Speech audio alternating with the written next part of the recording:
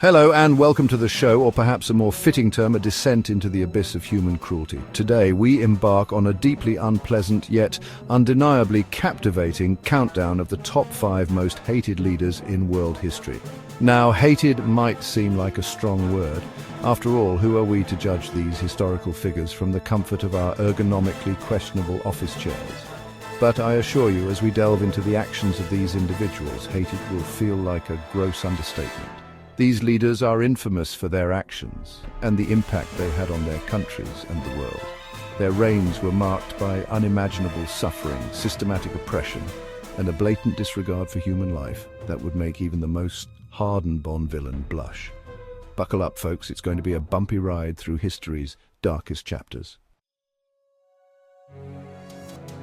Adolf Hitler. Where do we even begin? This is a man who, let's be honest, needs no introduction. He's the human embodiment of a dumpster fire in a clown car careening off a cliff and exploding into a million tiny pieces of awful. Hitler's name has become synonymous with the horrors of World War II, a conflict so devastating it makes the entirety of human history up to that point look like a playground squabble. But Hitler's depravity wasn't limited to conquering Europe. Oh no, he had a whole other side hustle going on, one fueled by hate, prejudice, and an almost impressive commitment to genocide. Under Hitler's leadership, Nazi Germany implemented the Holocaust, a systematic state-sponsored persecution and murder of 6 million Jews. 6 million. It's a number so large it loses all meaning, like trying to comprehend the national debt or the sheer volume of spam emails sent each day, but each of those 6 million represented a life, a story, a family ripped apart by a regime built on hate and fueled by delusion. We're talking forced labor, concentration camps, gas chambers, medical experimentation on unwilling subjects. It was a horrifying testament to the depths of human cruelty, and Hitler was the conductor of this horrific orchestra of suffering. Next up, we have Joseph Stalin, the mustachioed man of steel who ruled the Soviet Union with an iron fist, a paranoid heart, and a seemingly unquenchable thirst for power. Stalin was basically the human equivalent of a bear trap disguised as a cuddly teddy bear. While the world was busy dealing with Hitler, Stalin was busy orchestrating his own brand of terror at home. He believed that the ends justified the means, even if those means involved eliminating anyone who even remotely disagreed with him. And by eliminating, we're not talking about a strongly worded letter or a passive-aggressive post-it note. We're talking about imprisonment, torture, execution, the works. His weapon of choice, the Great Purge, a period of political repression that makes McCarthyism look like a friendly game of charades. Millions of people, from high-ranking officials to ordinary citizens, were accused of treason, espionage, or whatever other trumped-up charge Stalin could dream up. And if you were lucky enough to avoid being branded an enemy of the state, well, there was always the charming possibility of starving to death thanks to Stalin's disastrous agricultural policies, which led to widespread famine. Stalin's reign was a brutal reminder that absolute power corrupts absolutely, even when it's wrapped in a red flag and promises of workers' paradise. Chapter 3. Mao Zedong, the chairman of chaos. Moving on to a leader who, despite his atrocities, still enjoys a somewhat complicated legacy, Mao Zedong. He was the founding father of the People's Republic of China, a man who replaced one oppressive regime with another, albeit one draped in the rhetoric of communism and the promise of a better future. But Mao's vision of a socialist utopia quickly descended into a dystopian nightmare. His great leap forward, an attempt to rapidly industrialize China, led to one of the deadliest famines in human history.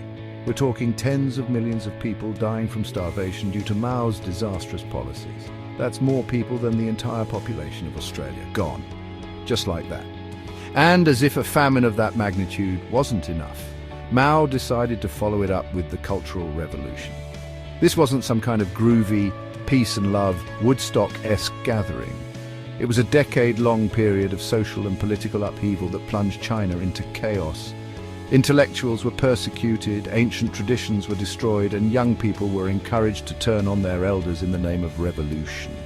It was a horrific period of violence and repression, all orchestrated by a man who seemed determined to reshape China in his own image, even if it meant breaking a few million eggs or, lives in the process.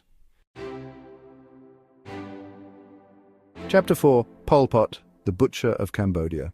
Now prepare yourselves because we're about to enter truly dark territory with Pol Pot, the architect of the Cambodian genocide. This man was basically the human embodiment of every dystopian novel ever written, rolled into one terrifying package. Under Pol Pot's leadership, the Khmer Rouge, Cambodia's communist regime, embarked on a campaign of unimaginable brutality. Their goal? To create an agrarian utopia, their method emptying cities, forcing people into labor camps, and systematically eliminating anyone deemed an intellectual, a religious leader, or even just someone who happened to wear glasses. The killing fields of Cambodia stand as a chilling reminder of the Khmer Rouge's reign of terror. Mass graves filled with the bones of men, women and children who were tortured, starved and worked to death. It's estimated that over 2 million people, nearly a quarter of Cambodia's population, were murdered by the regime. Pol Pot's legacy is a stark reminder that ideology, no matter how well-intentioned, can be twisted into a weapon of mass destruction. And in the wrong hands, those weapons can leave scars on humanity that may never fully heal.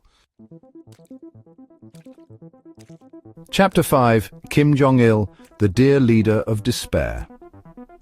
Last, but certainly not least, we arrive at Kim Jong-il, the second supreme leader of North Korea, a man who took the cult of personality to operatic levels.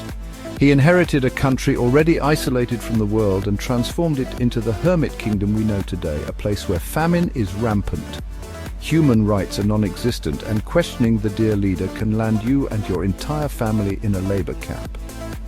Under Kim Jong-il's rule, North Korea became synonymous with secrecy, paranoia, and a level of government control that makes George Orwell's 1984 look like a heartwarming tale of individual freedom. He maintained his grip on power through a combination of propaganda, fear, and a personality cult so over the top it makes you wonder if everyone involved was in on the joke. He was a man who reportedly had 17 different palaces, a personal sushi chef flown in from Japan, and a collection of over 20,000 films, because even dictators need to unwind with a good movie every now and then. But while Kim Jong-il was living a life of luxury, his people were suffering under his oppressive regime. Kim Jong-il's North Korea was a stark reminder that even in the 21st century, the world can still be a very dark place, especially if you happen to be living under the thumb of a dictator with a penchant for platform shoes and a bad haircut. Outro, a reminder from history's rogues gallery. Well, there you have it. Our whirlwind tour through the careers of 5 of history's most hated leaders is, mercifully, at an end. It's been a deeply unpleasant journey, like eating a bowl of stale, soggy sadness flakes for breakfast, lunch, and dinner. These leaders left a dark mark on history, and their actions serve as a reminder of the consequences of absolute power. They remind us that unchecked ambition, fueled by fear and hate, can lead to unimaginable suffering. Thank you for watching, and don't forget to like, comment, and subscribe for more historical insights. And remember, if you ever find yourself with even a modicum of power, maybe, just maybe, don't be a dick about it.